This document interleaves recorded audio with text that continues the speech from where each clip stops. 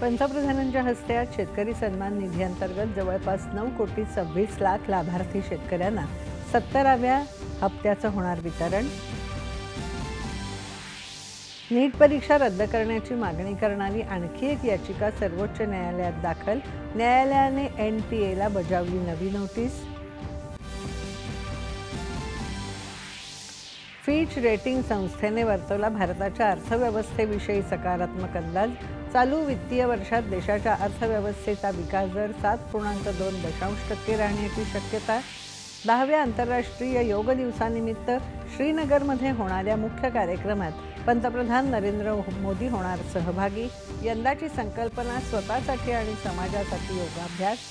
राज्य विधान परिषदेच्या 11 जागांकरता 12 जुलैला होणार निवडणूक। राज्य निवडणूक आयोगाकडून कार्यक्रम जाहीर।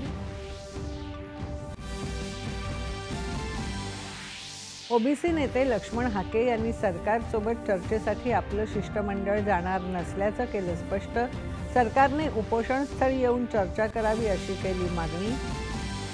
सिकल सेल आजाराचा प्रादुर्भाव रोखण्यासाठी तसंच आजाराबाबत जनजागृतीसाठी देशभरात 19 जून ते 30 जुलै विशेष सिकल सेल निर्मूलन मोहीम राबवली जाणार। आणि सुप्रसिद्ध चित्रपट निर्माते विनोद गणात्रा यांना बालचित्रपटसृष्टीतल्या उल्लेखनीय योगदानाबद्दल प्रतिष्ठेचा नेल्सन मंडेला जीवन गौरव पुरस्कार जाहीर।